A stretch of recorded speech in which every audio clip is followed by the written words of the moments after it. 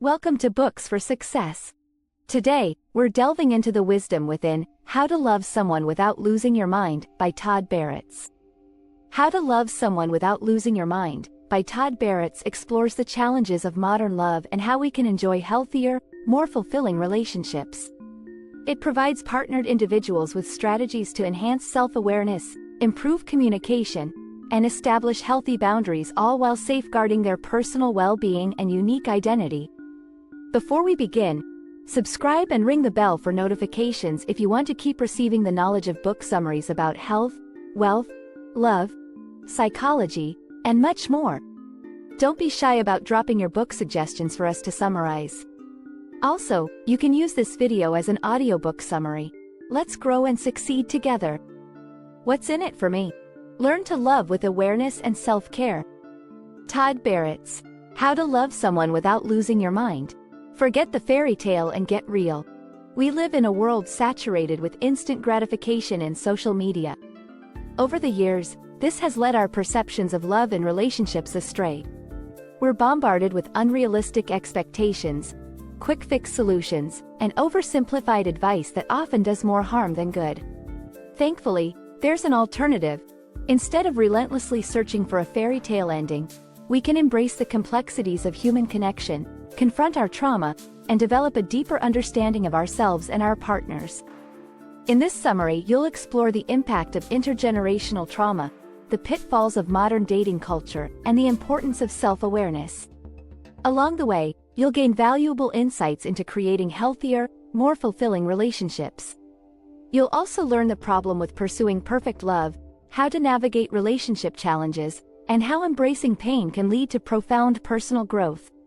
Whether you're single, paired up, or somewhere in between, this summary provides practical wisdom to help you love more authentically while maintaining your sanity. Identifying intergenerational patterns. Have you ever asked your parents why they got married? The reasons might surprise you. When the author Todd Baratz asked his mother, she replied, "I just wanted to be loved." For such a seemingly simple answer, behind it lay a hidden web of trauma, family history, and cultural expectations. No matter who you are or where you come from, your approaches to relationships and love are shaped by entrenched narratives. Your experiences, emotions, and challenges aren't isolated incidents. They're chapters in a larger story that began long before your time. Understanding this intergenerational narrative is crucial for personal growth and healthier relationships. To start understanding your own relationship patterns, you might try conducting interviews with your parents or caregivers, just like Baratz did. This can help uncover surprising insights into your family history, cultural norms, and the experiences that shaped your family's view on love and relationships. Todd, for example, discovered that his mother had married young to escape an abusive home environment. Her decision was also influenced by the societal expectations of her time, which was that love meant getting married and having children. So how can you spark the conversation with your caregivers? Start with something like, "I've been thinking about our family history lately. Would you mind sharing some stories about your childhood?" This opener can help ease into deeper discussions. Some key questions to follow up might be, what was your childhood home environment like? How did your parents express affection or resolve conflicts? Can you tell me about your first experiences with dating? By asking these questions, you'll likely uncover and begin to understand the traumas you've inherited from your family and the patterns you might unknowingly be recreating in your own life. Perhaps independence was discouraged in order to maintain unity, and staying in relationships, even abusive ones, was prioritized over individual well-being. Like the author, you may find that you respond to your partners the same way you responded to your parents, by making yourself small and never speaking up. This behavior, he learned, had also characterized his mother's relationship with her own father. Whatever you discover, don't despair. You're never truly trapped in your circumstances. By understanding your family history, recognizing inherited patterns, and owning your power to change, you can work towards more satisfying and meaningful relationships. After the honeymoon, Terry and Peter sought therapy with the author after moving in together during the COVID-19 pandemic. Previously, during the honeymoon stage of their relationship, they had lived apart, and their relationship had been easygoing and conflict-free. But the honeymoon stage abruptly ended once they moved in together, and they began arguing incessantly. Terry and Peter had come to the end of the honeymoon phase, a crucial juncture in any relationship. It's when the initial idealization of the other person fades, often leading to disillusionment. Fortunately, Terry and Peter sought counsel when this happened. Many couples don't, and end up withdrawing from one another, fighting, or even breaking up. The good news is that the transition out of the honeymoon phase doesn't have to spell doom. Instead, it can be an opportunity to develop deeper intimacy and understanding between partners if both can learn to navigate conflicts constructively and see them as chances for growth rather than threats. To that end, it's a good idea to create a relationship contract early on.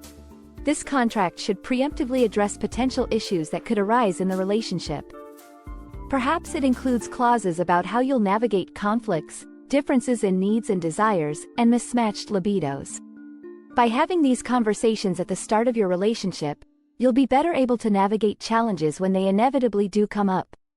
Another aspect to keep in mind about the honeymoon phase is that often, the qualities that attract you to a person can turn into significant challenges down the line. For example, Todd was initially drawn to his partner Alex's lighthearted, fun-loving nature and emotional expressiveness. However, as time went on, Alex's lack of self-awareness and curiosity about his own emotions began to create a distance between them. Todd found himself wishing Alex would change, but he never actually told Alex this. He had fallen into the common trap of trying to mold his partner into someone different while failing to communicate his feelings. What Todd should have done was either honor and respect Alex's differences and perceived flaws or negotiate a way to maintain a positive connection to the parts of him he did love. If, or rather when, you find yourself triggered in a relationship, as Todd was with Alex, how can you best deal with it? We'll explore this question next. Dealing with triggers. As great as love can be, it also has the ability to trigger our deepest emotions and traumas. But what exactly does it mean to be triggered? When you're triggered, your brain's fight, flight, or freeze response kicks in. You become flooded with intense emotions, unable to calm down or think rationally. When you respond from that highly emotional, reactive place, a lot of unnecessary drama and chaos can ensue. Instead of reacting immediately when you get triggered in a relationship, it's important to pause and take a step back. It can help to remind yourself that your emotional reaction is likely about 30% related to the present situation and 70% tied to past experiences. This perspective can help you approach conflicts with more curiosity and compassion, both for yourself and your partner. Another tool you can use to manage triggers is to develop your self-awareness. Pay attention to your body's responses and the thoughts that arise when you feel triggered. Keep a journal or make lists to help you identify patterns in your reactive behaviors. Once you recognize your typical responses, whether that involves withdrawing, acting out, or obsessive thinking, you can start to consciously choose different, more constructive reactions. It's a good idea to share your insights about your triggers with your partner. This vulnerability can foster understanding and allow your partner to support you. However, remember that while your partner's support does help, it's ultimately your responsibility to manage your own triggers and reactions. Practicing mindfulness and grounding techniques can be invaluable. Deep breathing exercises, focusing on your senses, or using calming mantras can help bring you back to the present moment and out of reactive patterns. It's also helpful for you and your partner to have a timeout system in place, where either of you can call for a pause in heated moments to regain your composure. Remember that healing from past traumas and changing long-standing patterns takes time and patience. Be kind to yourself as you navigate this process, and consider seeking support from a therapist who can help you further explore your triggers and develop personalized coping strategies. Couples therapy can also be beneficial in learning how to navigate triggers together and strengthen your relationship. Having satisfying sex. Sex is one of the most important and common things humans do. Yet for all its significance, many of us feel confused, misinformed, and anxious about sex. Most of us receive little to no comprehensive sex education growing up. What we do learn often comes from unreliable and unrealistic sources, like pornography or movies, leading to false expectations about bodies, pleasure, and relationships. We might also internalize harmful ideas about sex being shameful or dirty. All of this can result in shame, performance anxiety, and sexual avoidance. Communication is the key for great sex, but many people struggle to talk openly about their desires and boundaries. If you find it challenging to discuss sex with your partner, consider whether past experiences of not being heard or validated are influencing your current behavior. Practice expressing your needs and listening to your partners without judgment. Remember, vulnerability can lead to deeper connection and more satisfying sexual experiences. When addressing sexual issues, it's important to look beyond the surface. Problems like difficulty with arousal or orgasm often have roots in past relational trauma or family dynamics. For instance, if you grew up in an emotionally closed-off household, you might find it hard to be vulnerable during sex. Recognizing these patterns can help you develop healthier ways of connecting. Don't fall into the trap of thinking there's one right way to have sex. What matters is finding what works for you and your partner, free from societal pressure or arbitrary rules. This might mean redefining sex beyond just penetration, incorporating toys, or exploring different forms of intimacy. The goal is mutual pleasure and connection, not living up to someone else's standards. If you're struggling with specific sexual challenges, like difficulty orgasming during partnered sex, try to replicate what works for you during solo play. Don't be afraid to communicate your needs to your partner or introduce elements that heighten your pleasure, like using a vibrator when you have sex with them. Remember, good sex requires more than just physical technique. It involves communication, boundary setting, body comfort, self-awareness, confidence, and a willingness to prioritize your own pleasure alongside your partner's. These skills take practice to develop, so be patient with yourself and your partner as you explore. Growing up. Picture this. You're in a relationship, and you're constantly analyzing your partner's every action. You find yourself wondering why they haven't texted back, whether they still find you attractive, or why they can't just do the laundry like you asked. Sound familiar? This common scenario highlights a widespread issue in modern relationships, that we're often more focused on others' behavior than our own. The truth is, this is often a way of avoiding being honest with ourselves and confronting our own uncomfortable emotions. While it might feel safer in the moment to analyze your partner rather than yourself, it's ultimately harmful. Suppressing your true thoughts and feelings, however uncomfortable they might be, just puts you at war with yourself. It also sets you up for relationship failure. By focusing only on your partner's behavior, you ignore your own role in determining the dynamic of your relationship. To break free of this pattern, you can use a key concept called differentiation. Differentiation is crucial for healthy relationships. It's the ability to maintain your sense of self while staying connected to your partner even during disagreements. Well-differentiated individuals can handle conflicts without becoming overwhelmed or resentful. They navigate their relationships like two separate boats sailing side by side, rather than merging into one. A differentiated relationship balances me and us. It respects personal space as well as the intimacy holding the relationship together. But what about communication? Isn't that important too? Yes, but modern relationship advice often overemphasizes it. Communication alone won't result in relationship fulfillment. Relationship fulfillment stems from deep honesty and intimacy, which requires a willingness to be uncomfortable and hear things you might not want to hear. To move toward real intimacy, you'll need to release some big, scary beliefs. One is the expectation that your partner should validate or hold space for your emotions before theirs. In reality, it's not your partner's job to make you feel comfortable and confident. It's yours. Another belief you need to let go of is that your feelings need to be validated at all. Feelings aren't valid or invalid. Instead of thinking about them this way, you should be observing them without judgment, much like you observe the rain or the sky. A new way to approach relationships you might want to try is one that emphasizes personal responsibility and growth. You can impact your relationships by changing yourself. You don't need to wait for anyone else to change. Dealing with the end. Modern Western culture reveres the idea of love, with countless celebrations dedicated to romantic milestones like engagements, weddings, and anniversaries. But when a relationship ends, there are no rituals and no societal framework to help navigate the pain.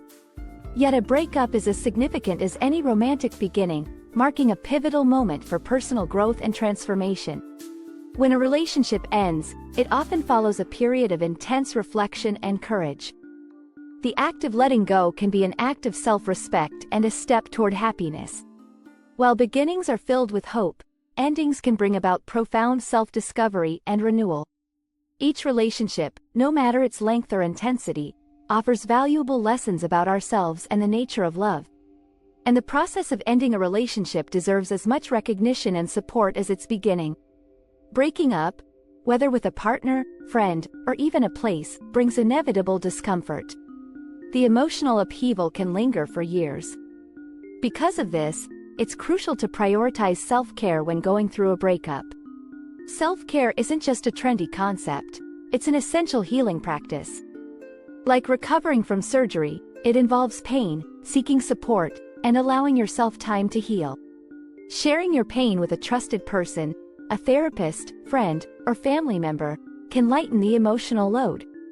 Breakups can trigger unexpected memories and emotions, which makes it all the more important to have a support system. Patience is essential, as is the recognition that everyone's way through loss is unique. Cultural norms often pressure people to cut off any contact with their exes. But this advice doesn't fit everyone. Maintaining a connection with an ex can sometimes provide comfort and a sense of continuity, especially for those who lack other forms of family support. Society often views such connections with skepticism. But for many, especially in the LGBTQ+ community, ex-partners remain an integral part of their chosen family. Cutting ties isn't always simple or even desirable. Each relationship's context is unique, and understanding our motivations can be more beneficial than following convention. The end of a relationship isn't about moving on or getting over it. It's about integrating the loss into your life. You grow through pain, learning about yourself and the nature of love. Embracing this journey, with all its challenges, is central to finding peace and allowing yourself to grow.